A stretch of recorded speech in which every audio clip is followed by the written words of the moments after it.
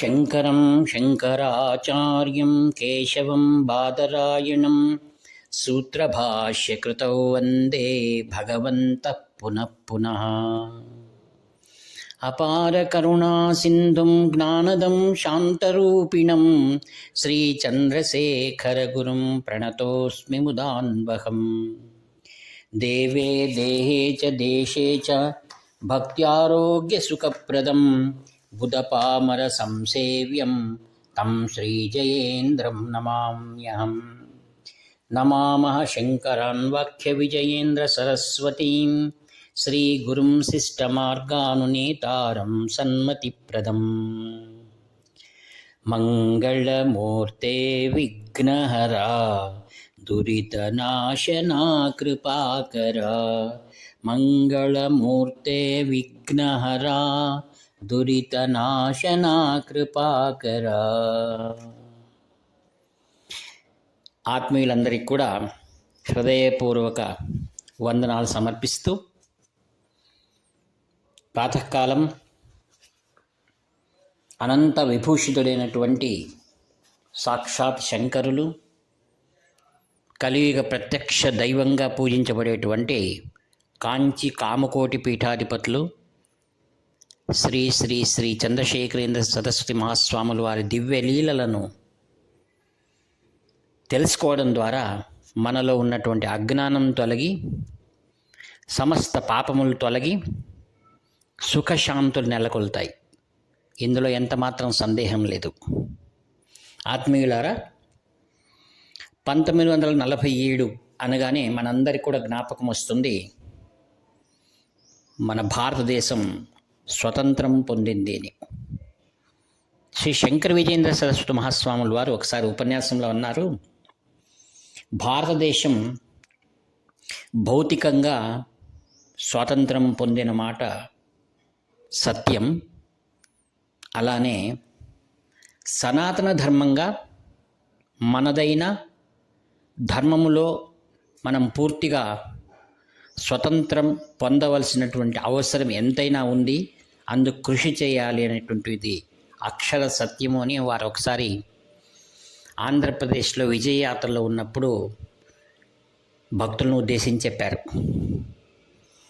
మహాస్వాములు వారి యొక్క అవతారం సనాతన ధర్మాన్ని ప్రతిష్ఠింపచేయడం, ప్రజలలో ధర్మం జాగృతి కలిగించి వారినందరినీ కూడా సన్మార్గంలో నడిపించడం. అందులోకై వారు ఎన్నో కార్యక్రమాలు చేపట్టారు. 1947లోనే కామాక్షిదేవి కూడా మహాస్వాముల వారు కుంభాభిషేకం చేసి స్వర్ణ కలశాన్ని స్థాపన చేశారు వారు. ఇది జ్ఞాపకంతో ఉంచుకోవాల్సిన విషయం. మహాస్వాముల వారు 1947 అంటే మన భారతదేశం యొక్క ఆర్థిక స్థితి మన ఎలా ఉండేటువంటిది మనం గుర్తుంచుకోవచ్చు.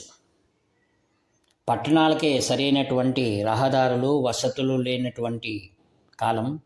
మరి ఇంక పల్లెల గురించి మనం ఏం చెప్పాలి? అయితే స్వాముల వారు పల్లెల్లో ఉన్నటువంటి వారి వద్దకు కూడా వెళ్ళి వారికి కూడా ధర్మ జాగృతి చేయించేటువంటిదే వారి ఉద్దేశ్యం. ఏ విధంగా ద్వాపరయుగంలో శ్రీకృష్ణ భగవానుడు రేపల్లెలో అందరితో సహజీవనం గడిపి అందరికి కూడా ఆధ్యాత్మికమైన ఆనందాన్ని అందించారు. గురుదేవులు కూడా అలానే ఎక్కడెక్కడైతే వర్షాలు లేవో, ఎక్కడ పంటలు పండటం లేదో, వారి యొక్క అమృతమైన పాదాన్ని అక్కడ వెళ్ళి ఆ ప్రదేశాలు చుట్టి ఆ ప్రదేశాలన్నింటినీ కూడా దివ్యమయంగా మార్చి ప్రజలకు ఎన్నో అనుకూలాలు చేశారు. వారి యొక్క దివ్య తపస్సు అలాంటిది. అదేవిధంగా ఒకసారి మహాస్వాముల వారు తిరుకోయిలూరు పక్కన ఉన్నటువంటి వసంతపురానికి వెళ్ళాలని వారికి సంకల్పం. వారు ఉన్నటువంటి ప్రదేశం నుండి అది కాస్త దూరం. మహాస్వాములు ఎంత దూరమైనా సరే ప్రతిరోజు కూడా దాదాపుగా 40 కిలోమీటర్లు నడిచేటువంటి వారని వారితో పయనించిన వారు వారి యొక్క అనుభవాలు మనందరికీ తెలియజేశారు. ఆ విధంగా మహాస్వాముల వారు ఒక మధ్యాహ్నం వేళ చంద్రమౌళేశ్వర పూజ అంతా నెరవేర్చి అందరికీ తీర్థప్రసాదాలు అందించి మఠం సిబ్బంది మరియు వారి యొక్క పరివారం ఎలా ఉంటుందంటే ఏనుగులు, ఒంటెలు, అనేక బళ్ళు, అనేకమైనటువంటి సాంబారాలు, మరి వంటవాళ్ళు, సిబ్బంది ఇలా వెళ్తుంటుంది.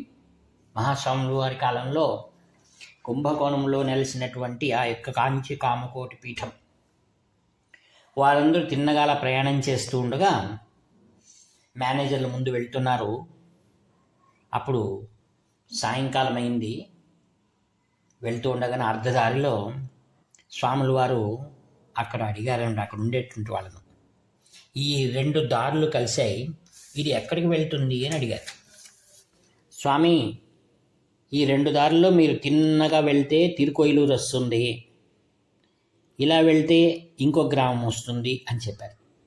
ఓహో, అలాగైతే ఈ పరిసర ప్రాంతాల్లో చిన్న పల్లెలు ఉన్నాయన్నమాట. సరే, చాలా సంతోషం అనుకుంటూ ముందుకు వెళ్ళి ఒక ప్రదేశంలో ఆగారు. ఆ పక్కన పల్లె నుండి ఒక ఆయన యజమానుడు అలా వెళ్తూ స్వాముల వారిని చూసి తన యొక్క భుజం పైనటువంటి వస్త్రం తీసి నడుము కట్టుకొని సాష్టాంగ ధరణ ప్రణామం చేసి, స్వామి, మీ దర్శనంతో మాకు భాగ్యం, మేము ఎన్నో రోజులుగా అనుకుంటున్నాం, మీరు మా ఊరికి వేం చేయాలి అన్నారు. స్వాములు అన్నారు, రావాలనుంది, అందుకే మేము ప్రయాణం చేస్తున్నాం, అక్కడ వర్షపు సంగతి ఎలా ఉంది, నీళ్లున్నాయా అని అడిగారు.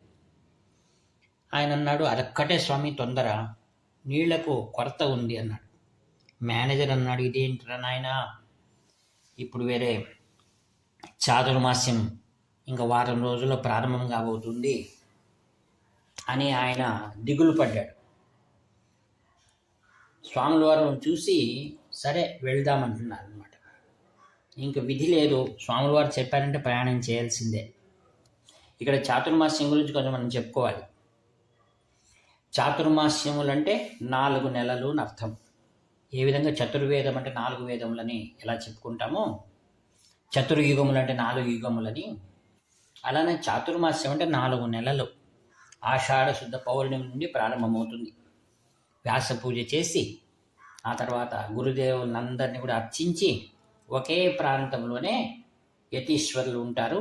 ఎందుకంటే వర్షాకాలం ప్రారంభమైతే క్రిమి కీటకాలకు వారు నడిస్తే వాటి కింద వాటికి హింస జరుగుతుంది. కావున అందరూ యతీశ్వరులు కూడా ఒక చక్కటి ప్రదేశంలో 2 నెలలు ఆగుతారు. కాంచి కామకోటి పీఠంలో చతుర్మాస్యం బదులు చతుర్పక్షములు అనగా 2 నెలలు ఈ యొక్క వ్రతం ఆచరిస్తారు.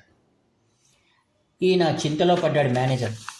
అలా ముందుకు వెళ్తూ ఉన్నారు. వెళ్తూ ఉండగా ఒక చోట స్వాముల వారు ఆగారు. ఒక ఇంటి ముందు వసతి దగ్గర పెద్ద ఇల్లు, అక్కడ మేన ఆగింది. స్వాముల వారు మేనలో విశ్రాంతి తీసుకుంటున్నారు. అప్పుడు స్వాముల వారు అన్నారు పక్కన్నటువంటి పరిచారకుడికి, ఏమైనా మోడం ఎలా ఉంది అని అడిగారు. తర్వాత ఏమైనా చల్లగాలి వీస్తూ ఉందా అని అడిగారు. అవును స్వామి, ఇప్పుడిప్పుడే చల్లగాలి వీస్తూ ఉంది అన్నారు. నక్షత్రాలు కనపడుతున్నాయా అని అడిగారు. లేదు స్వామి, ఏం కనపడటం లేదు. మరి 10 నిమిషాలు అయిన తర్వాత చిన్న చిన్న చినుకులేమో పడుతున్నట్టున్నాయి కదా అంటే, అవును స్వామి, నిజమే, పడుతూనే ఉన్నాయని. ఆశ్చర్యం ఏమి తెలిసినా దాదాపుగా 3 ఏళ్ల నుంచి ఆ పరిసర ప్రాంతాల్లో అస్సలు వర్షం లేదు. ప్రజలందరూ కూడా నీటి బాధకు చాలా కష్టాల్లో మునిగి ఉన్నారనమాట. మహాస్వాముల వారు సాక్షాత్ వరుణదేవుడు, ఋష్యశృంగ మహర్షి అంటారు ఆయన్ను. అక్కడ స్వాముల వారు ఎక్కడున్నారు ఇప్పుడు? వసంత కృష్ణాపురంలో ఉన్నారు. అది తిరుకొయిలూరు పక్కన. మెల్లిగా వర్షం ప్రారంభమై కుంభవృష్టి కురిసిందనమాట.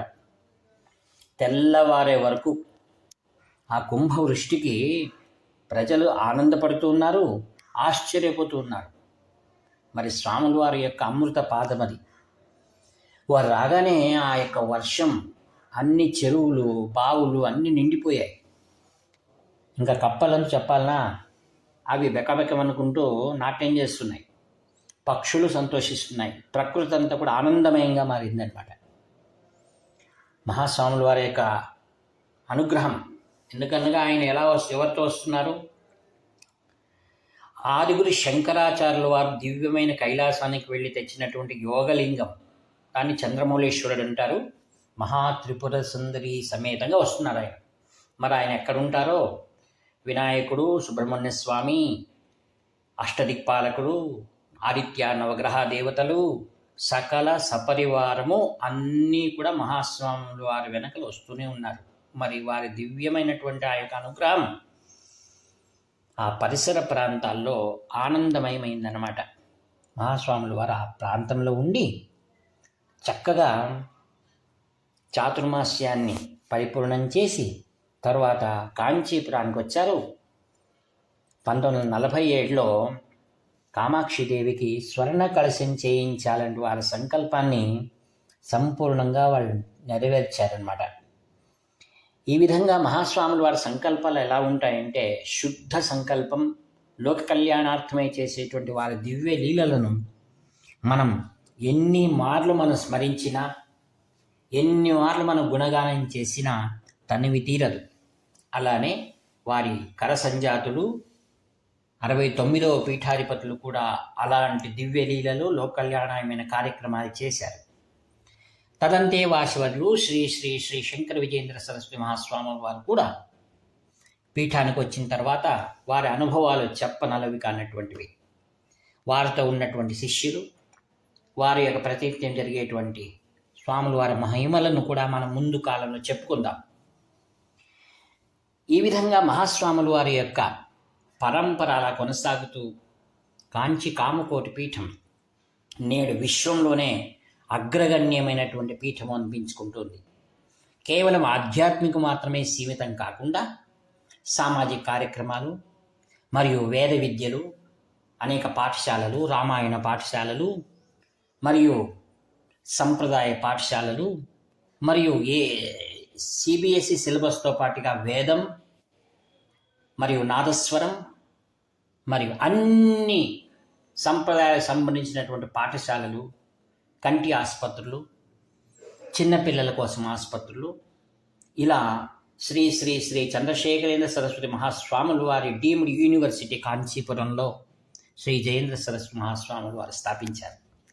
ఇలా కాంచి కామకోటి పీఠం అద్వైత ధర్మం కోసం ఆదిగురు శంకరాచార్యుల ద్వారా స్థాపించబడినటువంటి సర్వజ్ఞ పీఠం 2,500 సంవత్సరాల నేటి వరకు కూడా అవిచ్ఛిన్న పరంపరగా కొనసాగుతూ ప్రజలకు, మానవ లోకానికి అందరికీ కూడా సకలమైనటువంటి కళ్యాణాన్ని కలిగిస్తూ అనేక దీక్షలు అనగా చాతుర్మాస్య దీక్షలు మాత్రం అట్టే ధర్మం ఎలా చెప్పిందో దానికి ఎంత మాత్రం చాచు కూడా తప్పకుండా నాటి నుండి నేటి వరకు కొనసాగుతుంది.